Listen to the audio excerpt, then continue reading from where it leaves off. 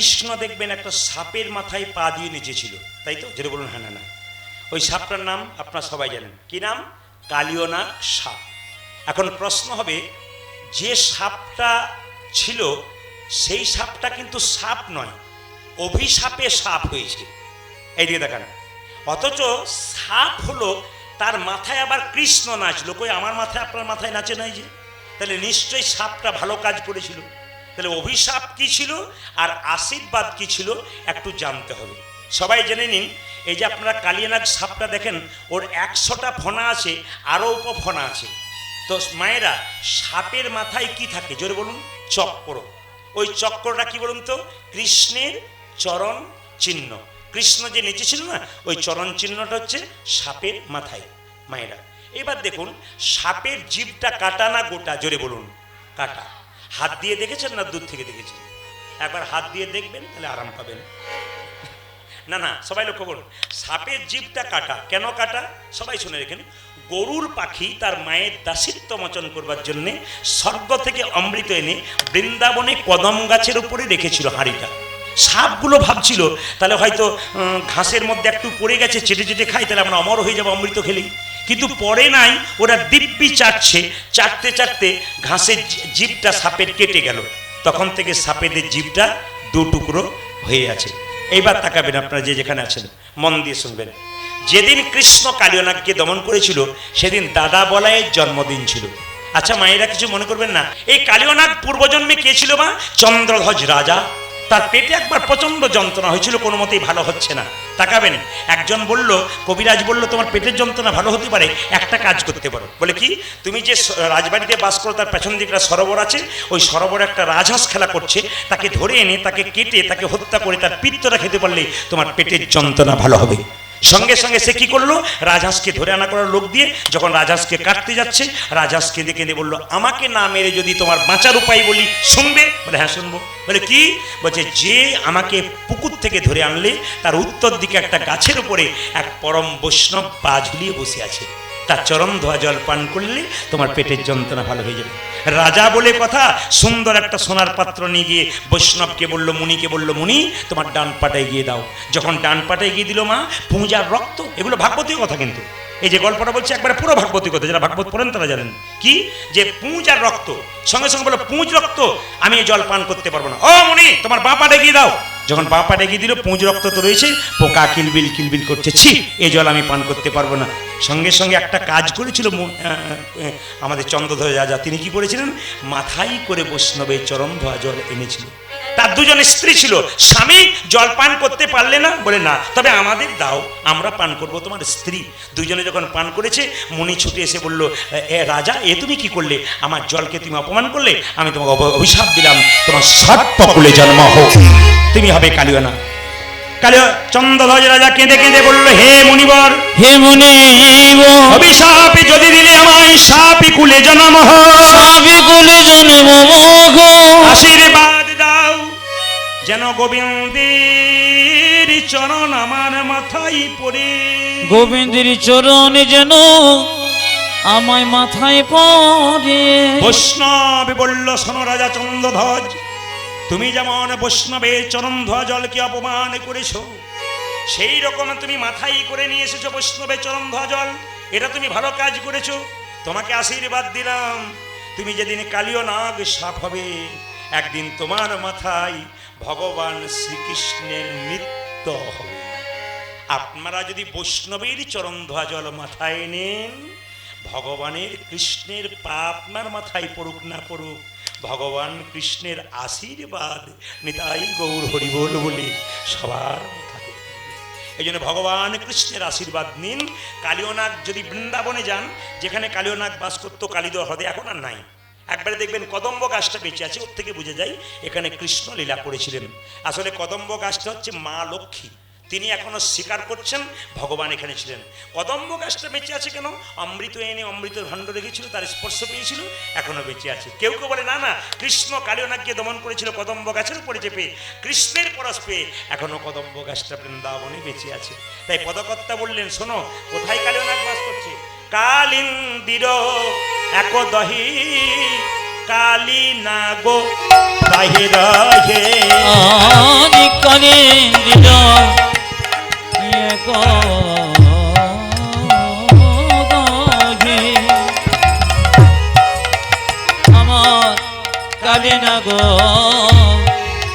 রহে বাবা কিছু মনে করবেন না, আসলে কি আমি আজকে আপনাদের হাওড়া জেলাতে, হাওড়া, হুগলি, মেদিনীপুর এবং দক্ষিণ চব্বিশ পরগনা এই চারটি জেলাতে ভক্তলীলার খুব বেশি চাপ, মানে গল্পলীলা শোনে আর কি, কিছু মনে করবেন না। কিন্তু একজন বাচ্চাকে নিয়ে মা এসেছিলেন, ওনাকে কীর্তন শেখাচ্ছে বাচ্চাটাকে, তো বললাম কৃষ্ণলীলা গানের গ্রোথ দিয়ে শেখাও। প্রথমে গোড়াটাকে শক্ত করো, প্রতিটি জেলায় জেলায় রাজ্যে রাজ্যে গান করতে পারবে যদি কৃষ্ণলীলা শিখতে পারে, আর ভক্তলীলা শিখলে 2-3টে জেলাতে যাবে। এই জন্য আজকে আপনাদের সামনে আমি কৃষ্ণলীলা গাইছি।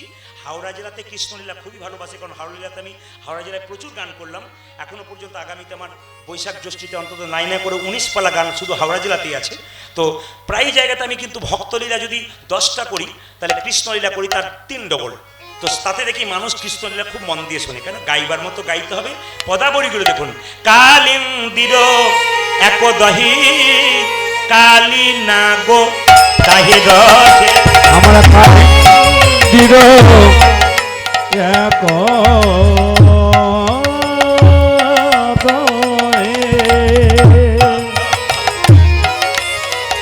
আমার কালী নাগো তাহে রহে। বিষ জলে দহন সমান ও মা। নাকিরে বিষ জলে সারি জলে দহন সমান। ও যে বিষার জলে দহন সমান। ওই দেখি বিসর্জনে বিসর্জনে দহন সমান। ও যে বিষার জলে সমান সমান। দেখলাম বিষর জলে সমান সমান। বিষার জলে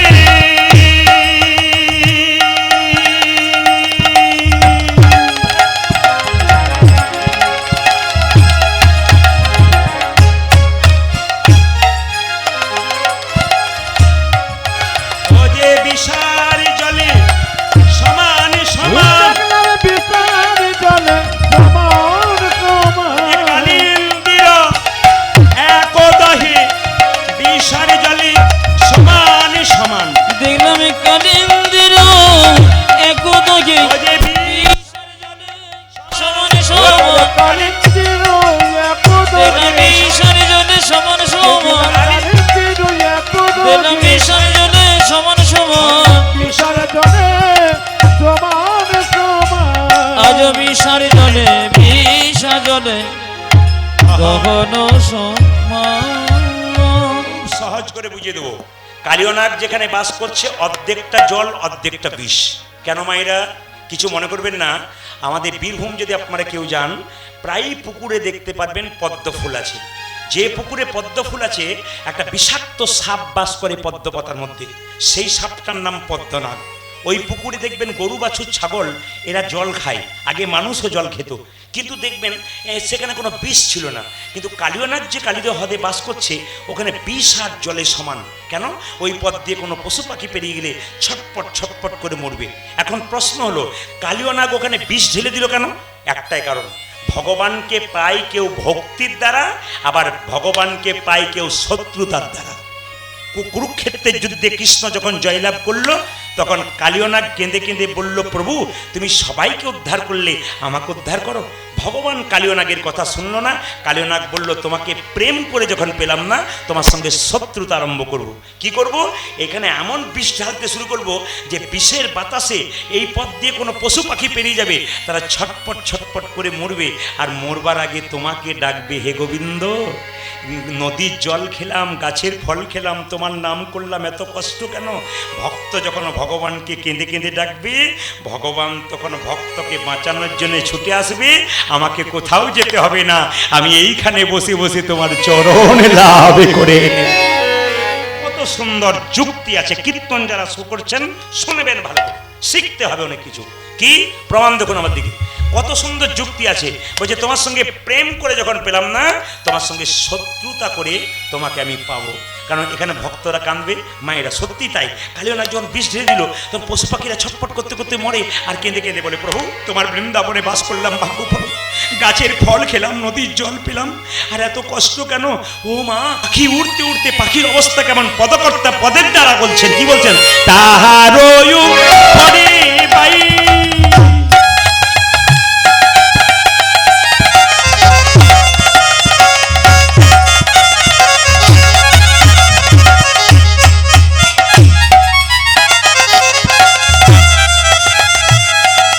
যদি পাখি উড়ে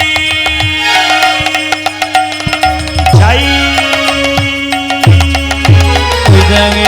তাহার উপরে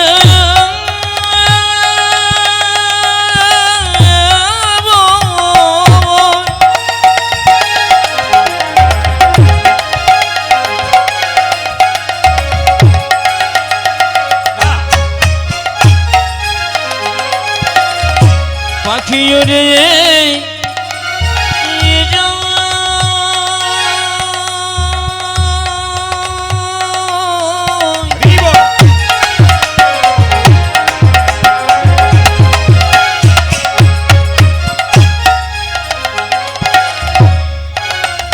পাখি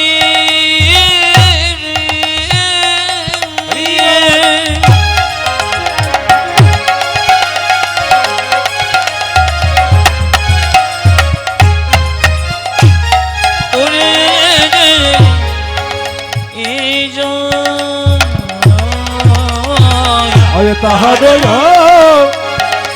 পরে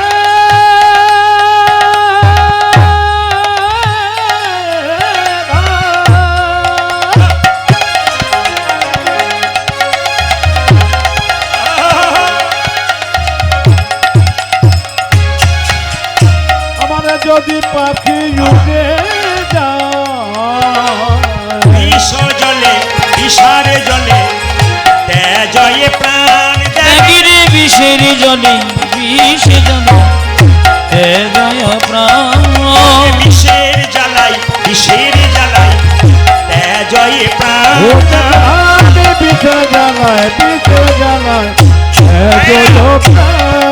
পশু পাখিগুলো মরবার আগে কেঁদে কেঁদে বলে, আমরা কোনো অপরাধ করি নাই প্রভু, আমরা কোন অপরাধ করি নাই প্রভু, অপরাধ করি নাই প্রভু, বিষের জ্বালাই প্রাণ হারালাম, কোনো অপরাধ করি নাই প্রভু, আমরা বিষের জ্বালায় প্রাণে ঘর, আমরা কোন অপরাধ করি না প্রভু, কোন অপরাধ করি না প্রভু, আমরা কোন অপরাধ করি না প্রভু, আর বিষে জ্বালায় জয় প্রাণ। বলবেন বলবেন আপনারা বলবেন মায়েরা, ভক্ত যদি কষ্ট পায় ভগবান কি চুপ করে থাকতে পারে? জোরে বলুন হানা না, জোরে বলবেন। ভক্ত যদি কষ্ট পায় ভগবান চুপ করে থাকতে পারে না। মায়েরা, কে কোথায় কি করলো, কে না কি করলো সে দেখে আপনার লাভ নেই, এই দিয়ে তাকাবেন। অনেকে প্রশ্ন করে আমাদেরকে, আচ্ছা প্রদীপবাবু, যারা কৃষ্ণ নাম করে তাদের ছেলের অসুখ হয়, ঘর ফুটে জল পড়ে, ছেঁড়া কাপড় হয়, আর যারা দিব্যি মস্তানের মতো রাস্তায় ঘুরে ঘুরে বেড়াচ্ছে, বুক ফুলিয়ে লোক ঠকাচ্ছে, লোকে চুরি করে নিচ্ছে, এদের কি অবস্থা হয়? এরা দিব্যি ঘুরে ঘুরে বেড়াচ্ছে। আমি বললাম, ভাই অপেক্ষা করো, ধৈর্যের ফল মিষ্টি নাতে তো, জোরে বলবেন, মিষ্টি নাতে তো ধৈর্যের ফল, ধৈর্যের ফল কিন্তু মিষ্টি, অপেক্ষা করুন। যারা মস্তানি করছে, লোক ঠকাচ্ছে, আর যারা কৃষ্ণ নাম করছে তাদের মধ্যে তফাৎ কি? ভগবান জন্মের পরে প্রত্যেককে দুটো করে কলসি দিয়েছে, একটা পাপের কলসি, একটা পুণ্যের কলসি। যারা বুক ফুলিয়ে বেড়াচ্ছে, মস্তানি করছে, লোক ঠকাচ্ছে, তাদের পাপের কলসি এখনো পূর্ণ হয় নাই।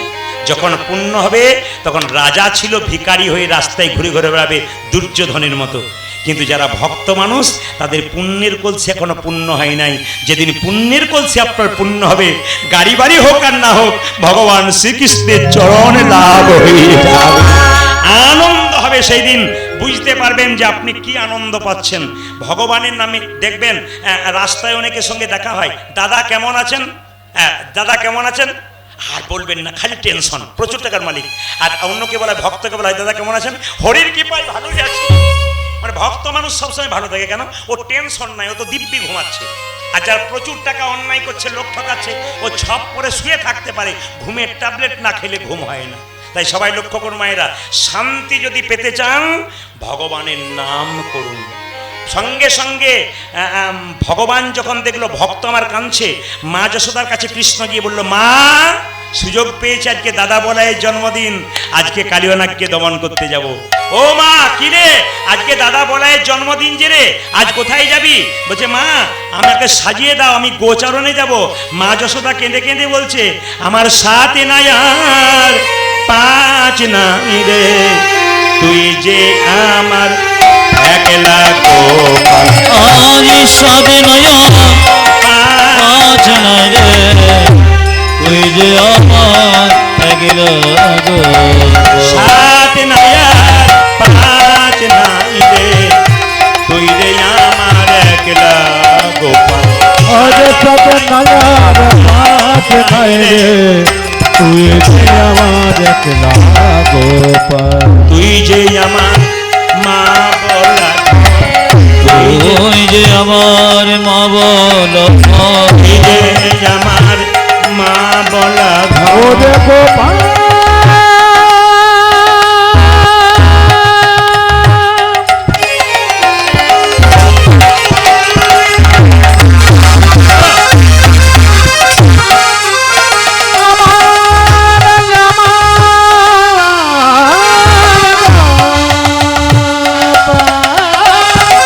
তুই যে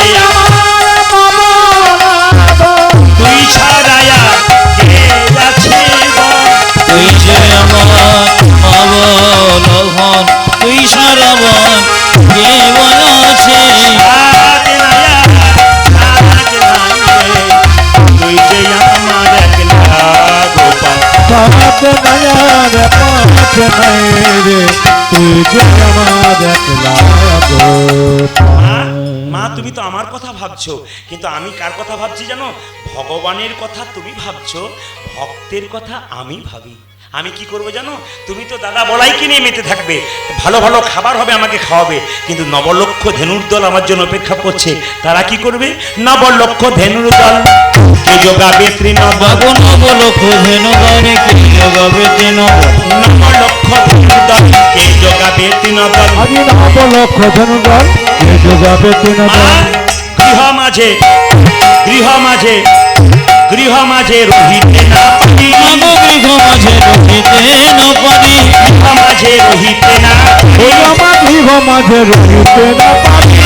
আমি ঘরে রইতে পারি না, আমি ঘরে রইতে পারি না, ঘরে রইতে পারি না, ঘরে রইতে পারি না। যদি আমায় ডাকে ঘরে রইতে পারি না, মাগো ভক্ত যদি আমায় ডাকে ঘরে রইতে পারি না, যদি আমায় ডাকে ঘরে রইতে পারি না। ভক্ত যদি আমায় ডাকে, ঘরে রইতে পারি না। আমায় ভক্ত যদি আমায় ডাকে, ঘরে রইতে পারি না। গৃহ মাঝে গৃহ মাঝে গৃহ মাঝে রহিতে না পারি, আমার গৃহ মাঝে রহিতে না পারে। ভগবান বলছেন, ভক্ত যদি আমাকে ডাকে আমি ঘরে থাকতে পারি না। সবাই একটু হাত তুলুন, বলুন রাধা রানী কি, শ্যাম সুন্দর কি, মদন মোহন কি। আপনারা, আমি বুঝতে পেরেছি দূর দূরান্ত থেকে ভক্ত গাড়ি ভাড়া করে অনেক কষ্ট করে গাড়িতে করে এসেছেন বলেই এত মন দিয়ে কীর্তন শুনছেন। যখন দূরে গিয়ে কাউকে বাস ধরতে হয় বা ট্রেন ধরতে হয়, তখন সে আগে থেকে বেরোয় এবং যত্ন করে বেরোয়। আর ঘরের সামনে যারা বাস ধরে তাদের বাস ফেল বারে বারে হয়। যেটা বলুন, হ্যাঁ এই এলো বলে কাপড়টা পরবো আর বেরোবো, তখন বাস নিতাই গুলো হরিবল হয়ে গেল। এই জন্য দেখবেন যারা দূর থেকে আসে তাদের মনের মধ্যে একটা বিরাট ইচ্ছা থাকে। আমি পরশু যেখানে ছিলাম পশ্চিম বর্ধমান, তো সেখানে ফুটবল গ্রাউন্ডে গান হচ্ছিল বিরাট বড় জায়গাতে। তো প্রচুর গাড়ি ভাড়া করে প্রচুর মানুষ এসেছেন, একবারে ছাপিয়ে আছেন, ভক্ততে ছাপিয়ে আছেন। সাউন্ড খুব সুন্দর ছিল, গোটা এলাকা কাঁপিয়ে দিচ্ছিল। একটা কথা বললে মানুষ স্থিরভাবে শুনছিল। এখানে আপনারা বিশ্বাস করবেন না, আজকে মায়ের সামনে বললাম, এদের যত কষ্ট হচ্ছে আমার তত কষ্ট হচ্ছে। খুব জোরে চিৎকার করে বলতে হচ্ছে। এরকম করে 2-4 দিন গাইলে গলা খুব তাড়াতাড়ি শেষ হয়ে যাবে। তো মায়ের কাছে আশীর্বাদ করুন যেন প্রার্থনা করুন সুস্থভাবে থাকতে পারি। সবাই আপনারা ভালোভাবে থাকুন। দশ মহাবিদ্যা মায়ের কাছে প্রার্থনা করবেন। শুধু বলতে চাই, ভগবান বললেন যে ভক্ত যদি আমাকে ডাকে আমি ঘরে থাকতে পারি না। একটু তাকাবেন আপনার কাছে। আচ্ছা মায়েরা, আপনাদের সকলের গুরুদেব আছে, আপনাদের সকলের গুরুদেব আছে, কিন্তু এতজন কীর্তন শুনছেন প্রতিদিন প্রায় দিন, আপনার বলুন তো মা যশোদার গুরুদেবের নাম কি? কারো জানা আছে? মা যশোদার গুরুদেবের নাম হলো কর্ণমুনি। তিনি একদিন একাদশী পালন করেছেন। আপনারা একাদশী কারা কারা করেন হাত তুলুন, তুলুন, যারা করেন তুলুন। বাহ, ওই জন্য আপনাদের ভক্তি আছে, বেশ নামান। একাদশী যারা করেন কিছু মনে করবেন না, যারা না করেন ক্ষতি নেই, কিন্তু আমি আপনাদের অনুরোধ করব আপনারা একাদশী করুন। একজন মুসলিম 30টা দিন রোজা করে, ভোর 4টের সময় খায়, সন্ধে 6টায় খায়, এর ফাঁকে একবার জল খাওয়া তো দূরের কথা, মুখে থুতু পর্যন্ত গেলে না। ধর্মটাকে কত কঠিনভাবে নিয়েছে। একটা বাচ্চা মুসলিম ছেলে তার মাকে বলছে, মা আমি রোজা রাখবো। তখন সঙ্গে সঙ্গে তার মা বলছে, আল্লাহ তোর বরকত করুক, কর কর কর। কিন্তু আমাদের হিন্দুর কোনো ছেলে তার মাকে যদি বলে, বাচ্চা ছেলে, মা তুমি একাদশী করেছো, ফলমূল খাচ্ছ, আমিও খাবো, তখন মা কি বলে, ডাক্তার বারণ করেছে না, এখন থেকে পাকামি, বুড়ো হবি তখন করবি। আপনি যে আপনার ছেলেকে বললেন যে বুড়ো হবি তখন করবি, আপনি কি সিওরিটি দিতে পারবেন যে আপনার ছেলে বুড়ো হবে? বলুন, আপনার ছেলে বুড়ো হবে? এই জন্যই তো ধর্মটাকে নিচের দিকে আমরা নামিয়ে দিচ্ছি, আমাদের দুর্বলতার জন্যে। হিন্দু সমাজ এত দুর্বল হয়ে যাচ্ছে কেন? এই জন্যে দুর্বল হয়ে যাচ্ছে, ধর্মটাকে ছেলে খেলা মনে করছে। যদি কিছু না মনে করেন তবে আপনাদের বলে যায়, হিন্দু সমাজের অধঃপতন কত হয়েছে শুনবেন, যে যেখানে বসে আছেন। ডাইরেক্ট বলতে চাই আমি, শুনবেন, মোবাইলে রেকর্ডিং করছেন, শুনে নিন। বিভিন্ন জায়গাতে আমি কীর্তনে যাই, এবছর দুর্গাপুজোর সময় যাচ্ছিলাম একটা জায়গায় কীর্তন করতে। আচ্ছা বলুন তো মায়েরা, পূজা দেখতে যান দুর্গা, মানে ঠাকুর, দুর্গা ঠাকুর দেখতে যান না প্যান্ডেল দেখতে যান? জোরে বলুন। প্যান্ডেল। কিন্তু সবচাইতে আশ্চর্য হলাম, এখানে প্যান্ডেলটা যত সুন্দর হয়েছে, দশ মহাবিদ্যার মূর্তিটা কিন্তু আরো সুন্দর হয়েছে, দারুণ। মানে প্যান্ডেলের দিকে কেউ তাকাবে না, মায়ের দিকে তাকাবে, এত সুন্দর করেছে। ধন্যবাদ জানাই কমিটিকে, যে এমন একটা ভাব প্রত্যেকের মধ্যে জাগিয়েছে যে মাকে দেখে অন্তত খুশি হচ্ছে। কিন্তু দুর্গা পুজোতে এখন তো খালি প্যান্ডেল দেখতে যাই, তা আবার প্যান্ডেলে নাকি এখন থিম হচ্ছে, থিম থিম কি যে থিম আমি কিছু বুঝি না। কিছু মনে করবেন না, এখন দেখবেন জলের গ্লাস দিয়ে, প্লাস্টিকের গ্লাস দিয়ে মা দুর্গা তৈরি হয়, চায়ের কপটি দিয়ে মা দুর্গা তৈরি হয়। কিছু মনে করবেন না, দেখে নেবেন আপনারা, প্রায় জায়গায় তো লোকে বলছে এগুলো নাকি থিম। আবার এক জায়গায় দেখলাম, আমাকে একটা অন্য জাতের মানুষ, বয়স্ক মানুষ আমার পাশে দাঁড়িয়ে দেখছিল, আর মাঝে মাঝে মুচকি মুচকি হাসছিল। তো আমি দাঁড়িয়ে দেখছিলাম, কি জানেন, দেখছিলাম বাবা শিব স্কুটি চালাচ্ছে, মা দুর্গা তার ঘাড়ে হাত দিয়ে বসে আছে। কেউ হাসবেন না, এটা হিন্দু সমাজের লজ্জা। তো একটা অন্য ধর্মের মানুষ আমাকে বলছে, বাবা তোমাকে দেখেছি ইউটিউবে, তুমি কীর্তন করো, এই যে তোমাদের এই দুর্গাপুজোতে বাবা শিব স্কুটি চালাচ্ছে আর মা দুর্গা তার পেছনে হাত দিয়ে আছে, তুমি তো কীর্তন করো, আমাকে বলে দাও তো তোমাদের শাস্ত্রের কোন জায়গায় লেখা আছে? এ প্রশ্ন আমার কাছে আমি রাখলাম না, আপনাদের কাছে রাখলাম। মূর্খ হিন্দু সমাজ হয়ে গেলাম আমরা। লজ্জা লাগা উচিত, ধিক্কার দেওয়া উচিত ওই সমস্ত কমিটিকে, যারা নিজের ধর্মটাকে লোকের সামনে ছেলে খেলা করছে, অন্যান্য ধর্মের লোকের সামনে আমাদের ধর্মটাকে ছোট করে বেড়াচ্ছে। কোথায় পেয়েছে তারা? এগুলো প্রশ্ন করবেন আপনারা, নইলে কিন্তু হিন্দু সনাতন ধর্ম টিকবে না। আপনারা প্যান্ডেল করুন, আলো করুন, অবশ্যই করবেন, কেন করবেন না, অবশ্যই করবেন। ছেলে মেয়েরা মানুষ দেখতে যাবে, কিন্তু আসল মূর্তিটাকে এমন করুন যেন মানুষ দেখলে মূর্তির প্রতি ভক্তি জন্মায়। এমন জোরে ডিজে বাজায়, বয়স্ক মানুষরা ঘর থেকে বেরোতে পারে না, হার্টের দোষ হয়ে যাবে। এই তো উচ্ছৃঙ্খল চলছে আমাদের। আপনি ধর্ম রক্ষা করবেন কি করে? মহাপ্রভু যে ধন দিয়ে গেলেন, আমরা কি পারলাম তাকে ধরে রাখতে? তাই আপনাদের কাছে বলে যাই মায়েরা,